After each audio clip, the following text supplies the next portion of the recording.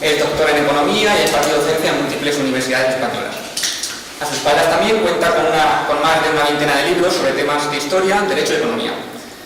Entre ellos destaca su extensa obra sobre los almogávares, por citar solo algunos de estos títulos: El fraude de la memoria histórica, El gran expolio e Historia total de la España almogávara.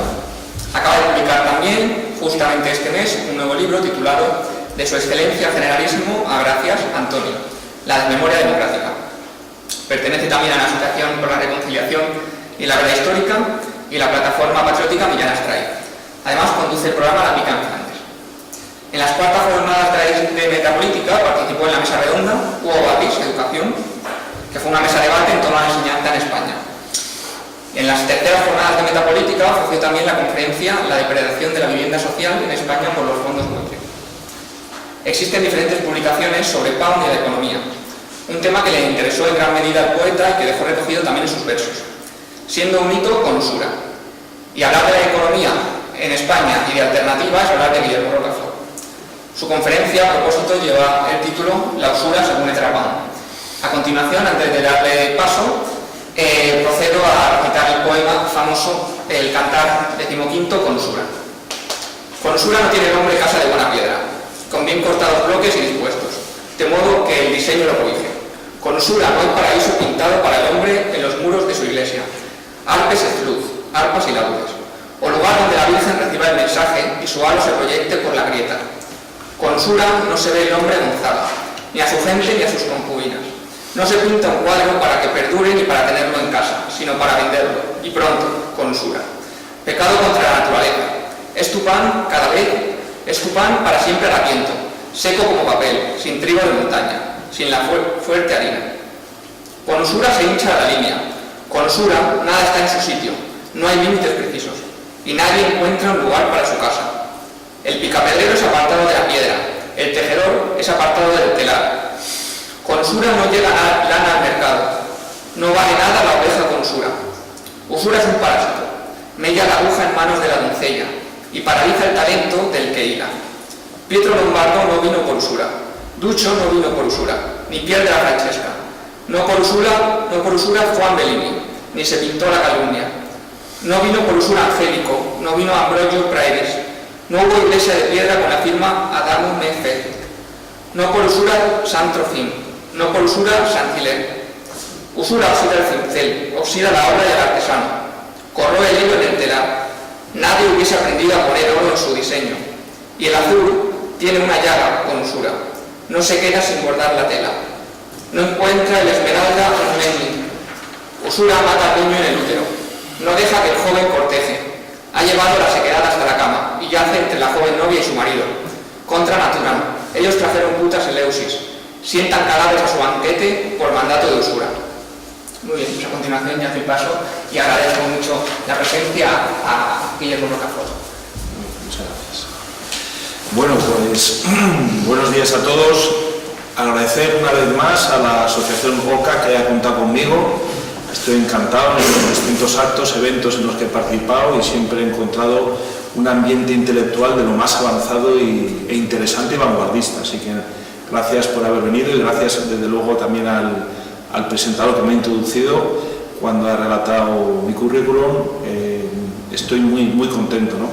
Entonces, bueno, voy a sintetizar al máximo mi exposición al respecto de la usura en la poesía de Rapón. Tengo que reconocer que para mí es como Yukio Mishima un descubrimiento relativamente reciente, ¿no? También abordado por la Asociación OCA, lo cual demuestra lo que estéis en la vanguardia y en la alternativa a la cultura degenerada que sufrimos en el momento presente.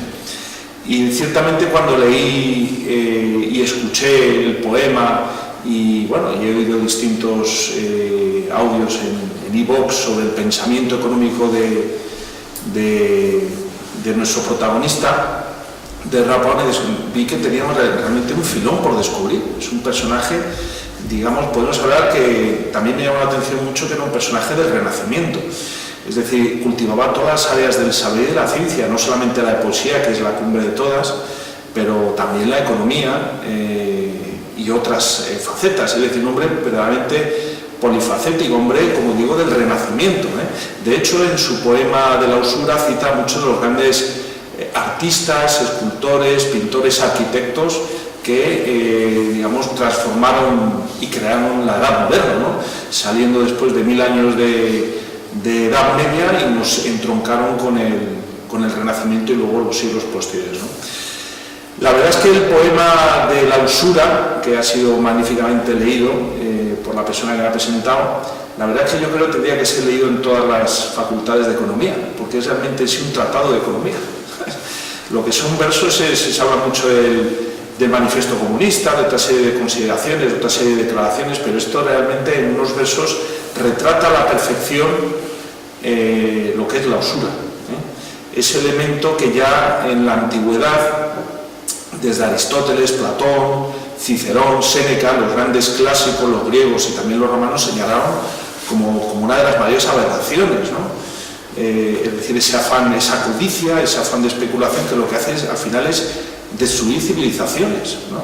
Destruir la humanidad, como estamos viendo hoy en día con los fondos buitre. Los fondos buitre los podemos ver perfectamente retratados en ese poema, ¿no? Cómo destruyen personas, destruyen familias, acaban con los hogares, con las viviendas familiares, con las economías, con las naciones. Podríamos entrar en cuestiones de cómo los fondos buitre, ya yo he escrito varios libros, socavan totalmente aquellas naciones en las que se deja que entren, ¿no? O se les abre las puertas, como por ejemplo España. Hay otras naciones donde no han entrado los fondos buitre, no van a entrar, como China, por ejemplo, como Rusia. Pero vamos, eso ya salimos un poquito del tema y vamos a centrarnos en la cuestión de la usura, ¿no? Como bien comenta Rapau en su poema, con usura pues no puede haber arte. O sea, lo que no es ese esfuerzo estético totalmente desinteresado que nace de la vocación, de un espíritu artesanal, de un espíritu de legar a las generaciones futuras lo que han sido de grandes, pues sobre todo la Grecia clásica, la antigüedad romana, la Italia del medievo, la Italia del Renacimiento, la España también del medievo y del Renacimiento. Pues lógicamente todos estos grandes artistas no se movían por la codicia, se movían por un espíritu superior, mucho más elevado, que era, pues no sé, el transmitir lo que significa la humanidad, el arte, la civilización occidental, la cristiandad, ¿no?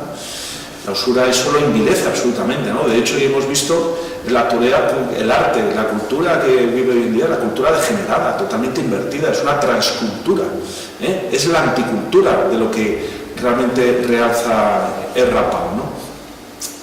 Luego también me llama mucho la atención otra acusación, yo creo que es grave pero muy bien fundada, de que la usura asesina al niño en el útero de la madre. Lo estamos viendo hoy en día con estas leyes del genocidio del nasciturus, es decir, donde realmente las clínicas abortivas, ¿por qué se mueren? Por usura, por codicia, por afán de dinero. Cada aborto, es decir, cada vida de un niño no nacido truncada son 300 euros, ¿no? Las subvenciones, los subsidios, las partidas presupuestarias, es decir, esa usura nos envilece como humanidad, ¿no? Y luego también en aspectos como por ejemplo el romanticismo, cuando en el poeta dice que la usura lleva la frialdad en el lecho conyugal, acaba con el cortejo, ¿no? Con todo lo que realmente históricamente ha servido el galanteo para seducir, para enamorar, ¿no? La usura lo mercantiliza absolutamente todo. La usura ha traído, como bien dice, a las prostitutas al templo del conocimiento griego.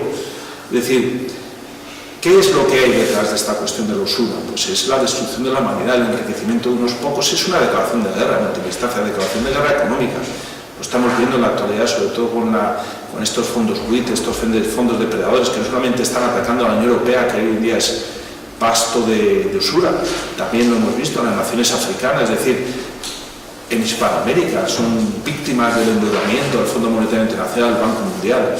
Yo creo que Rapau lo ve perfectamente. De hecho, él, antes de la Segunda Guerra Mundial, intenta convencer, señala muy bien, yo creo que es lo que es el mal de lo que se llama la Fed, ¿no? La autoridad monetaria estadounidense, la que fija los tipos de interés, que no dejan de ser un elemento de usura, de destrucción de la nación. Y él, realiza muchas visitas a congresistas, a senadores de Estados Unidos, advirtiendo de que no tiene que meterse Estados Unidos en la Segunda Guerra Mundial, porque esa guerra la está promoviendo la usura, ¿no? La usura. La usura lo que quiere es destruir naciones para luego reconstruirlas y dominar, como estamos viendo ahora mismo en Europa, una nación absolutamente dominada por la usura. Es decir, no solamente es el plano estrictamente poético, que es en lo que nos podríamos quedar, son muy bonitos esas frases, ¿no? Pero hilémoslo con estas cuestiones, como estoy diciendo, pues el que es una cuestión es contra la natura, va contra la naturaleza. Pero no es el Rapaun señala lo que ya señalaron los clásicos, como he dicho, Aristóteles, Platón, hacen verdaderos también tratados contra la usura porque ya lo veían el peligro que supuso para la destrucción de la antigüedad clásica, ¿no? Entonces, como digo, en el aspecto, por ejemplo, de los valores, ¿no? De la guerra cultural, cuestiones ideológicas, cuestiones como, por ejemplo, el aborto, la usura es el núcleo de la bestia, ¿no? Es decir, ellos nos implantan, por medios terminales liberales, pues que todo es mercantilizable, todo está sometido a la dictadura de la codicia de unos pocos, ¿no? Que lo que quieren es someter al conjunto de la humanidad y que todos entremos como ratones en ese juego, ¿no? De que, bueno, pues tenemos que tener, de lo que decía Adam Smith, ¿no? O esas teorías ultraliberales, ¿no? O fanáticas liberales, ¿no? De que todo se ajusta a sí mismo y tal, cuando al final lo que vemos es que cuando no hay normas que protegen a los débiles, lo que al final acaba es imponiéndose esa codicia, ¿no? Que hoy en día estamos sufriendo, como estoy comentando, sobre todo con el tema de los fondos buitre, que adquieren, pues aquí en España, cientos de miles de viviendas sociales, muchas empresas las destruyen, especulan con ellas. Es interesante, ¿no? El intentar proyectar ese pensamiento y ese poema de Rapaun al momento presente para intentar encajar todas las piezas, ¿no? Realmente yo estoy convencido de ese aspecto profético, ¿no? Es decir, en estos sujetos grandes, ¿no?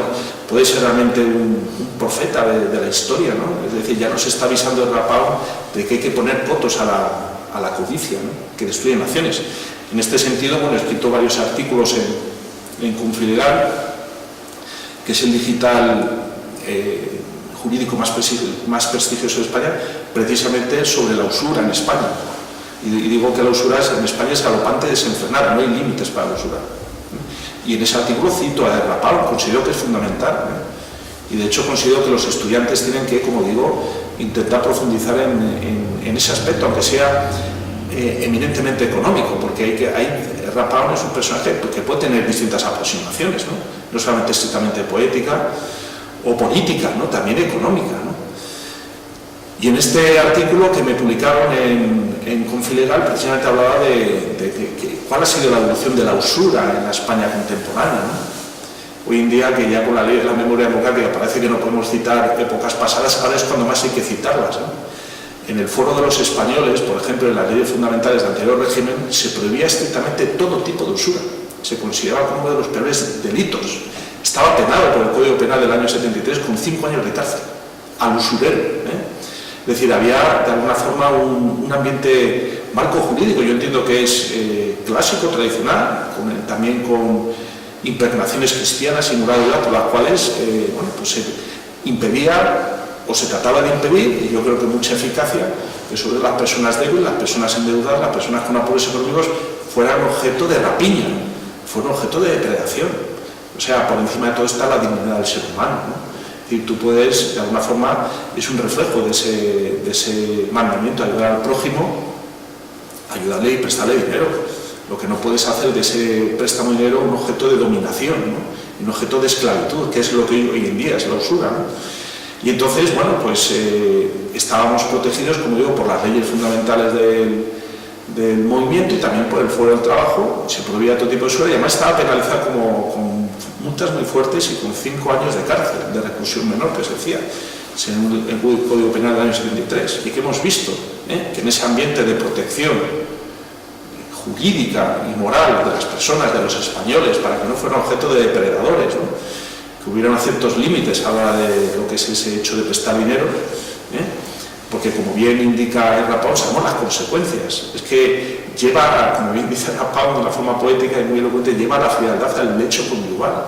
Es decir, la usura se establece en la cama entre el hombre y la mujer, impide todo tipo de contacto, ya no solamente, vamos a decir, incluso carnal, sino espiritual, de dignidad, de respeto, de sacramento cristiano. Y bueno, pues llegó la democracia, llegaron los human rights, llegaron las ONG, los derechos humanos. Entonces la usura se liberalizó en España, a raíz sobre todo de una orden ministerial del año 81. Se despenalizó en el Código Penal del año 95.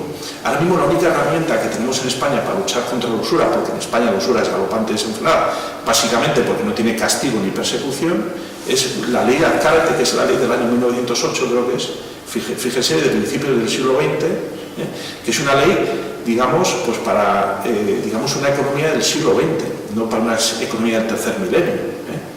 Y es una ley que está bien fundamentada, tiene pocos artículos, pero es muy legislativamente, está muy inadaptada, ¿no? Entonces, ni siquiera las autoridades administrativas, vamos a decir, el propio Banco de España, podría declarar, como sí que pasa en otros países, lo que es usura.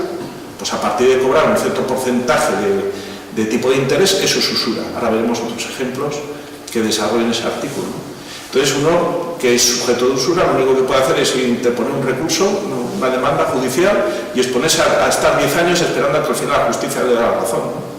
Y luego las sentencias pues son muy cambiantes, la jurisprudencia no está clara, no solamente al final el resultado que es el desamparo legal, desamparo jurídico y lógicamente un desamparo social. Y los usureros, pues digamos hoy en día en España es tierra de usura, es una usuracracia realmente. El Estado es un Estado usurero en sus comportamientos, desrapiñadores. La agencia tributaria aplica esa codicia, esa falta de respeto hacia la dignidad de la persona, ¿no? Entonces la propia agencia tributaria, como bien dice el rapor, la que está cargándose con los autónomos, ¿no? Los está destruyendo, los está acosando. Muchos se están yendo a otros países, ¿no? Es decir, la usura es un elemento que lo que quiere es la inmediatez y la máxima rentabilidad en el menor plazo de tiempo posible. Y eso es absolutamente destrucción de estructura, destrucción de estabilidad. Es simplemente, pues como el ladrón que te entra en tu casa y te quita todo, ¿no? ¿Qué diferencia entre un usurero y eso? Prácticamente ninguna. Lo único que la usura está legalizada. Bien. Dicho lo cual, bueno, pues hice un ejercicio de derecho comparado y me estoy centrando en la cuestión de España, porque yo creo que esa proyección de Ezra Pound es perfectamente asimilable y encajable en la situación actual. Hay naciones como, por ejemplo, como Colombia y como Chile, donde el importe de usura, es decir, se objetiviza, es decir, se fija un porcentaje de tipo de interés a partir del cual eso es usura, ¿no?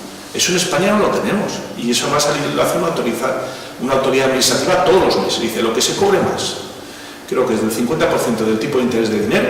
Imaginemos, el tipo de interés de dinero está en el, pongamos en el 4, pues entonces cobrar más del 6, porque el 50% son 2 puntos porcentuales más, cobrar más del 6, por ejemplo en Colombia, estoy hablando, fijando unas cifras aproximadas, cobrar más del 6, eso es una usura. Vale.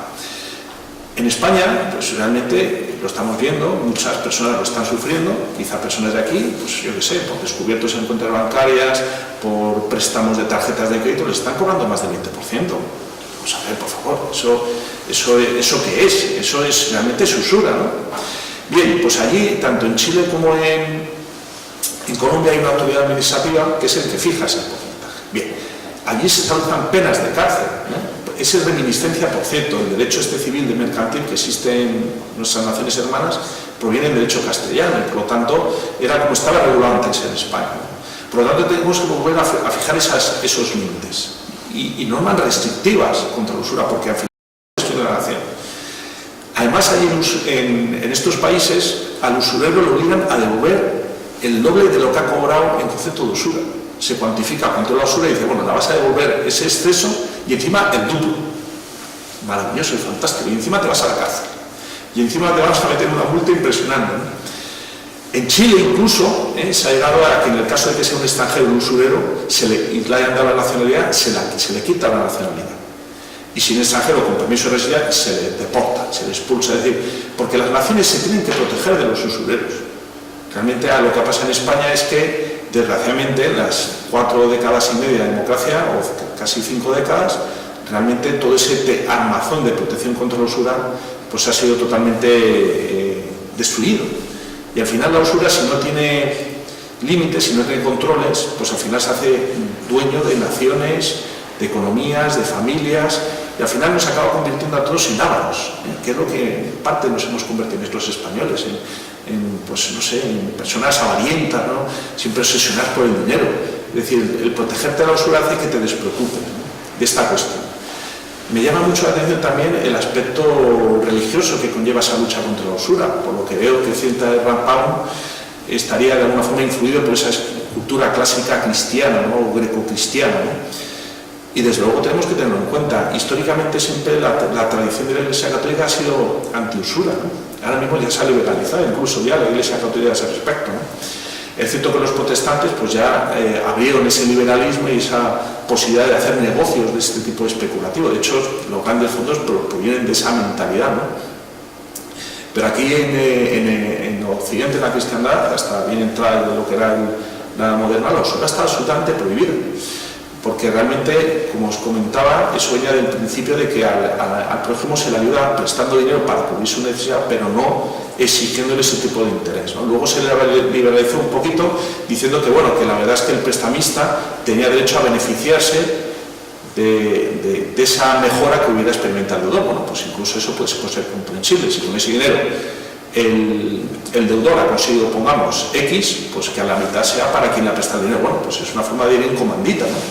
Pero de ahí a lo que hemos visto, estos círculos viciosos, estos abismos de endeudamiento que estamos experimentando en la nación española, donde realmente vemos que, como bien se ha comentado en el poema, el artesano es separado de su arte por la usura. Yo conozco muchas personas pues, que han dejado de ejercer su profesión porque han entrado en esos círculos de endeudamiento y además se han truncado como personas, ¿no? Hay que proteger, ¿no? Hay que poner límites, hay que poner cotos. Y yo creo que Rapau, digamos, iba en esa línea. De hecho, por eso va a Italia. Va a Italia porque ve que Italia era una nación que sobre todo se sustentaba pues, en una filosofía política de defensa de las personas y de una economía basada en el trabajo, no en el dinero, ¿no? También él, lógicamente, ataca mucho el daño que hacían, como digo, la FED, es decir, la Reserva Federal, que es la autoridad monetaria de ese país, que está en manos privadas. Decía, pero vamos a ver, si al final no es una forma de usura también el generar una inflación desproporcionada, como estamos viendo hoy en día por culpa de las sanciones, es una forma de usura. No nos están cobrando intereses explícitos, pero sí nos están cobrando los impuestos y se están comiendo nuestros ahorros. Es otra forma de usura. ¿Por qué? Porque la autoridad monetaria está totalmente descontrolada y no hace más que emitir billetes y billetes y billetes, ¿no? Eso es crear también impuestos indirectos, es otra forma de usura. Podríamos hablar de infinitas formas de usura que tienen las autoridades administrativas españolas. El otro día que fuimos a tomarnos por aquí una cervecita, me pusieron una multa, si la hora acababa a las 9, me pusieron la multa a las 9 menos 2 minutos, una multa de 30 euros. Eso también es una usura. ¿Qué sentido tiene, no? Realmente es un grave incumplimiento que me haya pasado 2 minutos del tiempo establecido para cobrarme 30 euros. Es decir, los que practican la usura no son solamente ahora mismo los hambrientos, los codiciosos. La figura del usurero que existía antes en los pueblos prestando dinero a las personas necesitadas con altísimos tipos de interés, ahora se ha sustituido por... está en todos los sitios, ¿no? En todos los sitios. La usura nos arrincona, nos acosa, nos desprecia y nos intenta destruir, ¿no? Y lógicamente tenemos que defendernos de ella, ¿no? Por lo tanto, yo creo que en ese pensamiento económico de Rapau, en esa lucha que tuvo él vital a lo largo de sus años, ¿no? Ese sufrimiento que sufrió por parte precisamente de esos izquierdistas, esos intelectuales que están vendidos a la usura, los que, como hemos estado hablando antes con Julio César, ¿no? Con César impedían a toda costa su liberación, ¿no? Es decir, esa hazaña contra su persona también es una manifestación de usura, es una codicia llevada a la crueldad, hasta al extremo, ¿no? Por lo tanto, en el momento presente tenemos que ver e identificar esas formas de usura. El otro día me hizo una entrevista un youtuber, Jordi Yatzer, creo que se llama, precisamente sobre el Sareb, el banco malo. Es decir, la nacionalización de la deuda de las cajas y de los bancos de la crisis del año 2012, de Zapatero, que al final ha acabado siendo nacionalizada y nos pertenece a todos los españoles. Eso también es una forma de usura. Nos han endosado una deuda, que no nos correspondía a los españoles. Y tenemos que pagar nosotros 35.000 millones de euros que vienen de la codicia de los bancos. Y ningún partido político ha puesto ningún pero. También habría que analizar si son realmente los partidos políticos actores principales en este régimen de la usura. Son partícipes, son responsables, son beneficiarios. Ellos no son entramados financieros también, no se metieron en las cajas de oro para robarnos, no están ahora también en el Sareb para estafarnos, no era quien hace un uso político de esa ruina que es el Sareb. Es decir, hoy en día la usura ha penetrado todas las capas de la sociedad. Porque el tema de las deudas es vital para el conjunto de la humanidad. Desde el tiempo inmemorial, viene así recogido incluso en el Antiguo y en el Nuevo Testamento, las condonaciones de deuda, es decir, prácticas antiusura, están representadas como casi dones del cielo, ¿no? Ya los profetas, ¿con quién salía David cuando lucha, digamos, en Israel? Salía con las clases medias que estaban siendo depredadas por los usureros. Eso también son ejemplos que tenemos que tener en cuenta, los famosos años sabáticos, las condonaciones de deuda. Antes en el Padre Nuestro, que todos aprendimos como católicos, se decía, perdona nuestras deudas, como nosotros perdonamos a nuestros deudores, ¿no? Era un reflejo de ese espíritu de antiusura, ¿no? ¿Qué se dice ahora? Perdona nuestras ofensas. ¿Por qué ese cambio? En la Iglesia Ortodoxa se sigue rezando, perdona nuestras deudas. No se habla de ofensas, de insultos, se habla de deudas económicas. El mandato cristiano es perdonar, ser transigente con el deudor, no machacar, no extorsionarlo. En el derecho romano también se refleja, esto viene incluso de la antigua Mesopotamia, dice que de ahí lo copiaron los judíos para el Antiguo Testamento. Cada 7 años se perdonaban las deudas y cada X años se devolvían las telas que habían sido embargadas por deudas a las familias que habían sido objeto de embargo. Había una especie de reseteo financiero, de segunda oportunidad. Hoy en día a la izquierda se le llena la boca la ley de la segunda oportunidad, no sé qué, es todo mentira. Por la izquierda es servil a la usura. Todas las fuerzas políticas, todas sin excepción van, me refiero a la representativa, por lo menos en España, van de las manos de la usura, ¿no?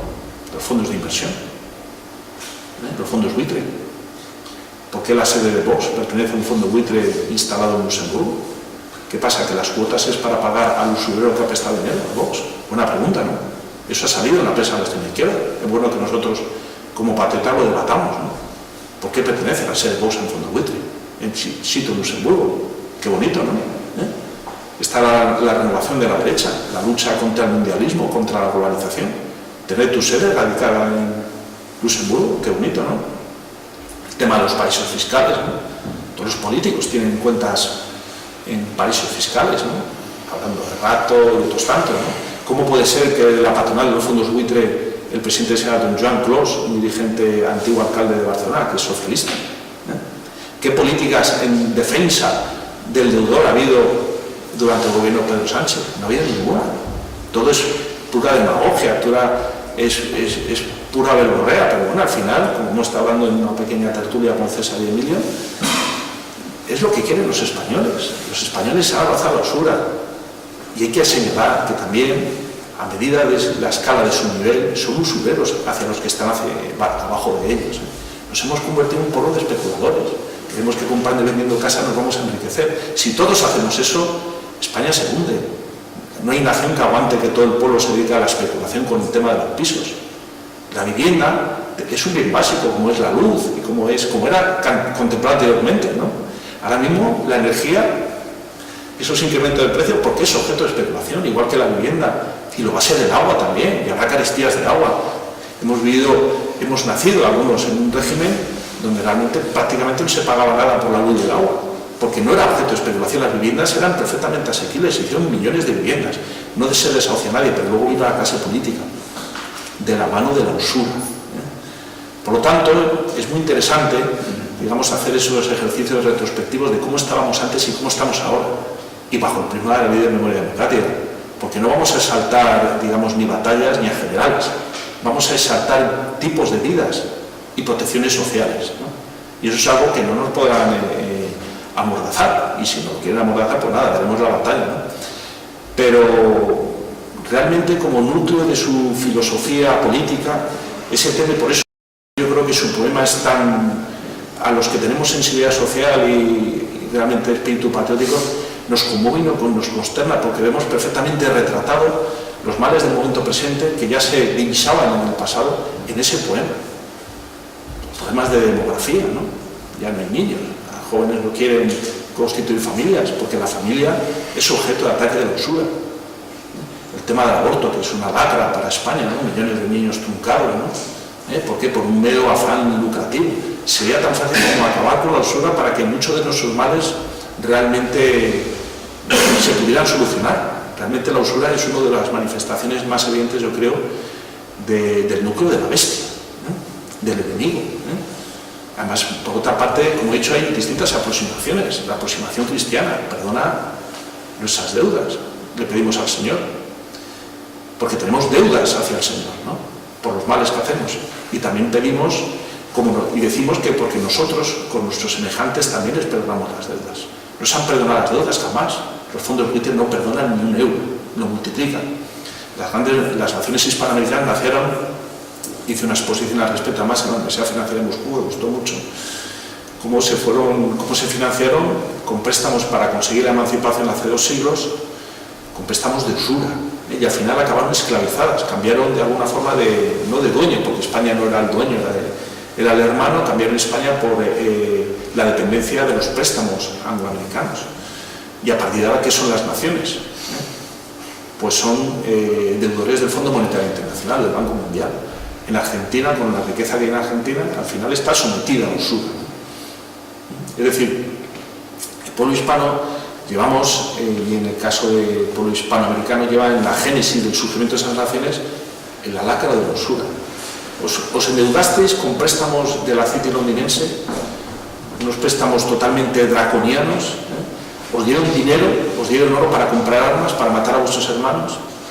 ¿Y qué habéis tenido desde entonces? 2 siglos de división, de discordia. El poder entonces pasó a manos de la usura, controlaban vuestras economías, vuestras minas, vuestra riqueza. El tema del arte. La América de los virreinatos, hay que ver qué arte dio, esas catedrales, esos hospitales, esos cuadros. Luego, con la emancipación americana, se llenó aquello de tratantes de arte, de expoliadores, lo que vivimos en España, prácticamente en el siglo XIX. Nuestras obras de arte, nuestras grandes ermitas románicas acabaron en casoplones de usureros estadounidenses, ¿no? ¿Y qué arte hemos tenido desde entonces? Prácticamente, pues arte degenerado, o sea, algunas épocas, ¿no? Pues eso también lo tenemos que tener presente, es decir, un régimen usurero, como es el régimen español, no va a generar ningún arte que sea admirable por el conjunto de la humanidad.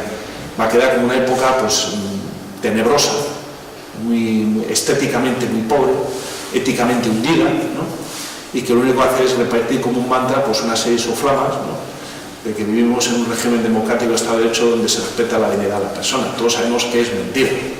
De hecho, cada vez lo tenemos más claro, ¿no? Por lo tanto, la verdad es que el poeta Ezra Pound sí que fue un completo descubrimiento, digamos, el descubrir cómo había representado esos males que nos traía lo que es la usura, ¿no?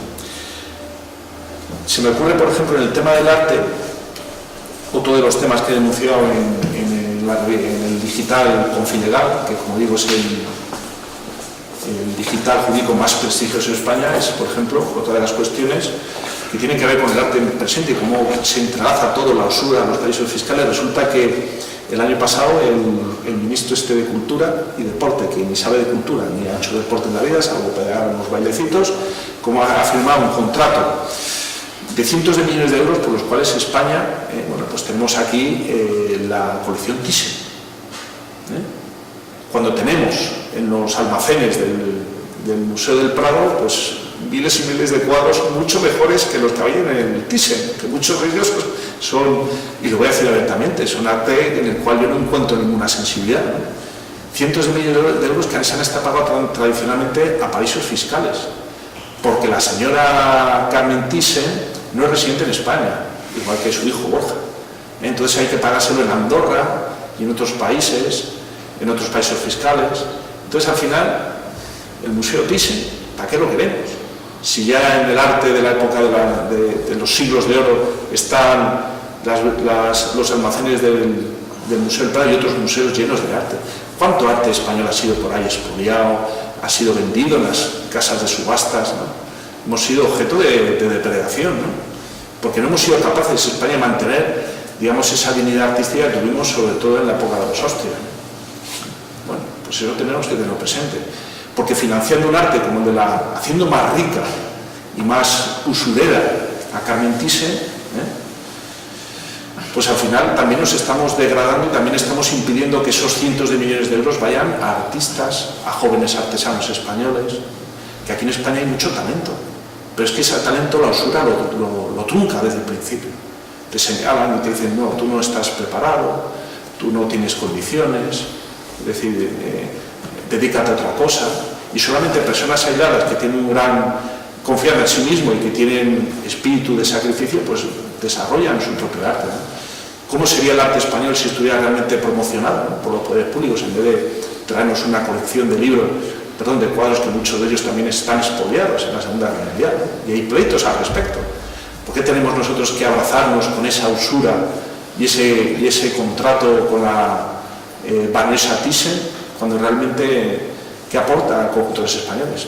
O cuando hemos visto este verano en la cumbre de la OTAN en qué se ha convertido el Museo del Prado, en un lugar de banqueteo de los asesinos de la OTAN, ¿no?, que disfrutan del arte de España, esa imagen de Boris Johnson viendo a Carlos V en la batalla de Bulwer con la lanza en el brazo, ¿no?, como cabalgando luchando contra la usura, ¿no?, mirándolo y realmente sorprendido, diciendo, realmente España debería dar bastante miedo, ¿no?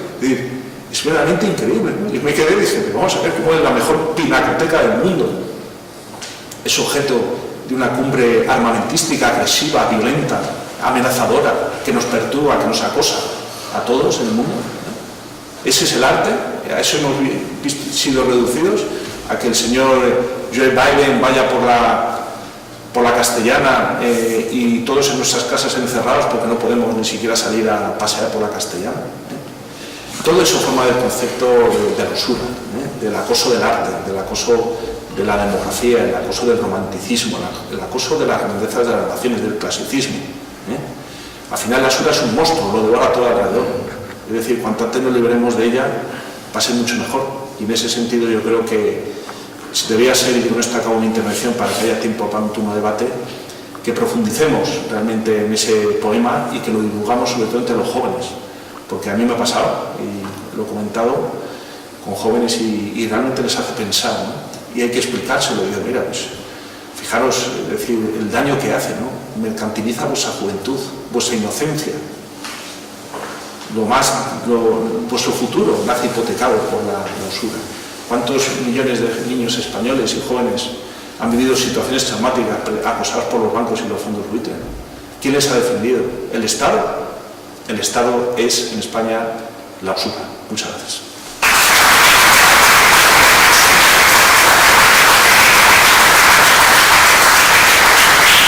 Muchas gracias a ti, Guillermo. Ha sido una magnífica conferencia, una actualización de todos aquellos ejemplos que ya Eva Pau nos contara de la usura, ese pecado contra la natura. Y damos paso a un pequeño turno de preguntas. ¿Alguien interesado?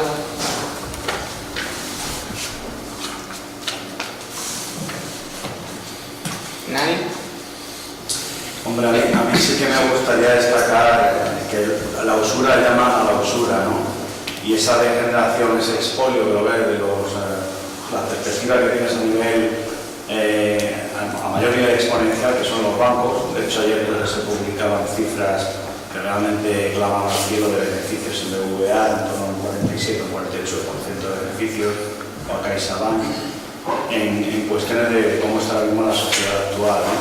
Pero el problema principal, yo creo que viene dado o estriba de la degeneración, y ese expolio, como decía antes, de la suplantación del ejemplo que proponía a lo mejor Guillermo en el concepto, por ejemplo, de lo que es el lugar del arte que vilmente es expoliado, ¿no?, por las huestes de la OTAN, ¿no? Y si ya te metes en el sentido de dignidad y valores, como por ejemplo los cita Ezra Pound en su poema, pues tienes ahí, digamos, el desarrollo, el retrato perfecto de lo que de manera visionaria, como ocurrió en otros aspectos de su vida y otros personajes literarios de esa Inglaterra de la primera parte, del primer cuarto de siglo, pues iban a retratar, ¿no? Tienes el caso de Pound, tienes el caso de Chesterton, tienes el caso de Wyndham Lewis, que lo comentaba hace un momento con Julio César, y son digamos, exponentes, representantes inequívocos, ¿no?, de todo lo que estamos ahora mismo sufriendo con ese azote que significa la usura y sobre todo lo que es la devastación, ¿no? Ese tsunami que luego evidentemente genera todo este tipo de odio, lo que son los intercambios, los enfrentamientos personales, independientemente de las nuevas creaciones, ¿no? Porque porque si algo realmente no es capaz todavía de darte una vuelta de tuerca más, para eso tienes una pandemia y tienes la gente que con todos los beneficios que ha obtenido pues se va a ir a cositas, desde el gobierno chino hasta la OMS, pasando por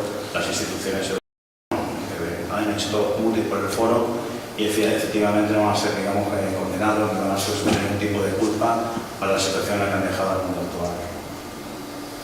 Muy bien, totalmente de acuerdo con lo que ha dicho Emilio. Es una visión, una perspectiva también a tener muy en cuenta y bueno, pues reiterar lo mismo, que la visión económica de Rapalm ahora mismo pues, es muy actual y requiere pues, un análisis y una difusión. Lo que tienen los poetas malditos como Roy Campbell o como Chesterton, pues cuanto más ataques sufran, pues más habrá que divulgarlo, como estáis haciendo en OCA magníficamente con estas jornadas, para que españoles, pues que realmente, como me pasó a mí en un momento dado, se crucen con él, se encuentren con su personaje, pues profundicen y de luego lo difundan, lo hablen, lo compartan. Estamos en épocas de censura, de cancelación, ¿no? De acoso, de prisiones culturales y es Rapalm que sufrió esa persecución y fue en ese sentido un mártir del arte y de la cultura de la poesía y de la comunidad, pues se ha actualizado, ¿no? Un día que nos faltan referentes, porque nos los han ido borrando, pues es quizá un eslabón perdido que gracias a vosotros y a otras iniciativas es recuperado y por lo tanto hagámosle honor a su sacrificio y convirtámonos cada uno de nosotros en pequeños Rapalm más allá de las difamaciones que vamos a sufrir, porque hoy he visto en el diario público el que me citaban porque daba aquí una conferencia sobre Rapalm y tal, y digo, pues oye, pues estoy encantado, pues fíjate, digital, patético del público que son señaladores de la cultura de cancelación. Pues sí, señores del público, vamos a dar muchas más conferencias de Rapalm y lo que ustedes digan a nosotros nos va a motivar muchísimo. Sí. Yo pienso que este dominio de la usura y de los usureros tiene un aspecto casi teológico. Esta gente casi literalmente son adoradores del dios dinero. Yo veo una interferencia entre la religión y el dinero. En la época moderna la veo muy claramente en el calvinismo. Cuando surge el calvinismo, que es una religión que ve un signo de elección divina en la riqueza. Eso ya es adorar al dios dinero, apenas disfrazado. Este es un culto de adoradores del dios dinero, de grandes sacerdotes. Pero yo creo que nunca habían conseguido el poder que tienen hoy si no nos hubieran metido en la cabeza a nosotros la religión del dinero, que es algo que han dicho en la conferencia. Nos han deformado la mente, han conseguido que razonemos solo en términos económicos, de interés, de beneficio. Absolutamente de acuerdo. Y ese cambio de paradigma tiene que ser devuelto a su situación original. El dinero es un instrumento, pero no puede ser un fin. Y hoy en día el dinero se ha convertido en un objeto de obsesión, casi compulsiva por parte de la gente, a todos los niveles. Tengan poco, tengan mucho, nos han inoculado un virus que es, pues eso, la adoración al becerro de oro. Por eso es muy interesante todas las referencias bíblicas que existen tanto en el Antiguo como en el Nuevo Testamento, sobre todo dirigidas al perdón de las deudas, ¿no? Es decir, nos ha arrancado del Padre Nuestro una filosofía, digamos, de comportamiento humanitario, de amor al prójimo, y nos la han sustituido por ofensa. Por lo tanto, los banqueros en ese sentido hoy en día no se sienten concernidos por el Padre Nuestro. Ellos solamente pues insultan un taco conduciendo, digo, cuando realmente el daño que están haciendo no es ese taco, no es insulto, sino es la usura permanente contra sus clientes, ¿no? Y ellos se sentirán que van a entrar al reino de los cielos, habiendo practicado esas usuras. El Padre Nuestro, por lo menos en castellano, que creo en italiano sigue siendo la versión antigua, tendría que ser recuperado. Yo esto lo vi una vez viendo una película de Netflix, tengo que reconocerlo a veces de película de Netflix, y una película de miedo, entonces por la familia se va a la cama todos a abrazarse y a rezar, y de repente rezan el antiguo Padre Nuestro, perdona nuestras deudas, y de repente dije, pero si es el que yo aprendí, ¿por qué me la han cambiado? O sea, ¿qué ha pasado en Roma? ¿Han abrazado al Dios dinero? No es perdona nuestras ofensas, es perdona nuestras deudas, como nosotros perdonamos, es decir, la obligación de no ser usurero. Eso es un mandato divino que hoy en día se ha olvidado y por lo tanto estoy totalmente de acuerdo con lo que ha comentado. Nos han inoculado ese afán de codicia a pequeñísima escala, entre niños, entre hermanos, entre vecinos. Siempre vemos al prójimo como un potencial acreedor al que le podemos meter una tasa de interés del 20%, en vez de ofrecerle la mano y decir yo te voy a ayudar, ¿no? Porque somos una comunidad, ¿no? Entonces nos han aislado, ese es el liberalismo, la cara perversa del liberalismo. El poder, digamos, imponer a nuestros semejantes condiciones que las van a convertir en esclavos, porque vivimos en una época de esclavitudes económicas, por culpa de ese virus que nos han inoculado. O sea, no puedo estar más de acuerdo con esa reflexión. Muy bien, ¿la más, la última? Sí. Guillermo, desde aquí desde el fondo. En primer lugar, gracias por la intervención. Yo simplemente quería poner por compartir, supongo que tú también lo habrás conocido, y a raíz de la crisis, ¿no?, de la época de Zapatero, que tuvo su crisis económica como en España, volvieron a surgir nuevamente la figura, ¿no?, del prestamista de capital privado, que ante la imposibilidad de acceso de crédito, ¿no?, de las personas de a pie con el sistema bancario, pues aprovechaban, ¿no?, este estado de necesidad para que estas personas que necesitaban acceder al crédito constituyeran hipotecas sobre sus propiedades, sobre su vivienda habitual, a cambio de una cantidad de dinero. Luego, evidentemente, hay varias estipulaciones, ¿no?, que pactaban con ellos, no estaban completamente fuera de lugar por el pequeño periodo de tiempo que les daban, ¿no?, para devolver el préstamo, por el tipo de interés ordinario, el tipo de interés de mora que tenían que devolver.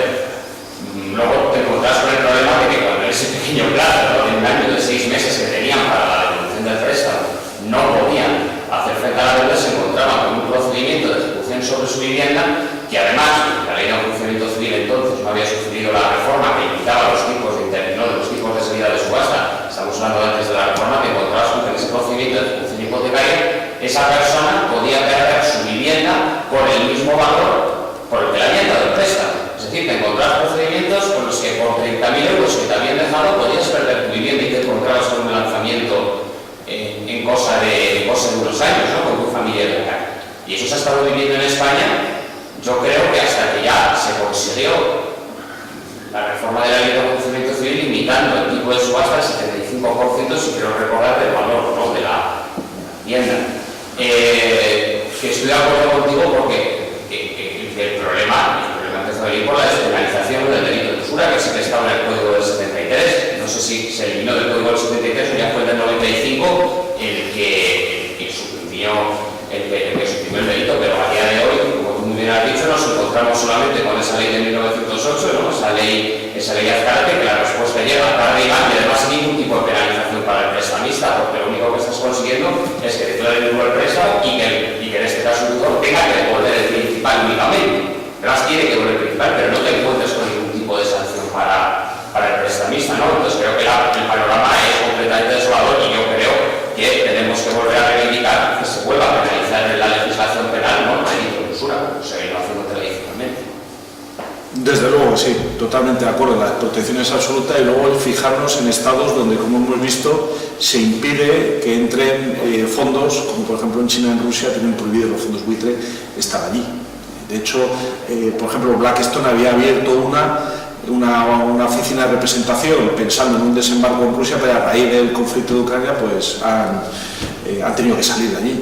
¿Por qué? Porque allí de alguna forma se protege la economía nacional y digamos, no se encuentra una necesidad de que entren ese tipo de fondos. Han entrado en España y en la Unión Europea a raíz de la crisis del 2012, sobre todo, porque aportaban liquidez, pero sin ningún tipo de control de frenos, sin ninguna regulación. Por ejemplo, en Irlanda hay una ley, porque el tema de cómo lo mal que se han portado los fondos buitre, hay una ley en Irlanda que lo regula y obliga a inscribirse en el Banco Central de Irlanda. Muy interesante, por lo menos tenerlos identificados, ¿no? Por cierto, y ya para acabar, para que veamos el nivel de usura que hay por parte de las propias administraciones públicas, se ha hablado del Sareb, la deuda del Sareb, que es básicamente la que sirvió para financiar el traspaso de todos los créditos tóxicos de las cajas de ahorro, es decir, la podredumbre de la codicia, nos la hemos comido todos los españoles, pues al final se ha traspasado a los españoles y la deuda pública ha aumentado en 35.000 millones de euros, se dice pronto, y no hay ningún partido político que haya protestado. Yo me vi el pleno del Congreso de los Diputados entero y decía, no daba crédito a lo que decían, no hay ningún partido, ni siquiera Bildu va de la mano de la usura y de la codicia también, eso no tengamos claro, igual que todos los partidos. Pero ya, ¿qué pasa? También se hizo un Sareb en Irlanda, que se llama el Lama irlandés, pues el Lama devolvió toda la deuda, incluso ha dado beneficios.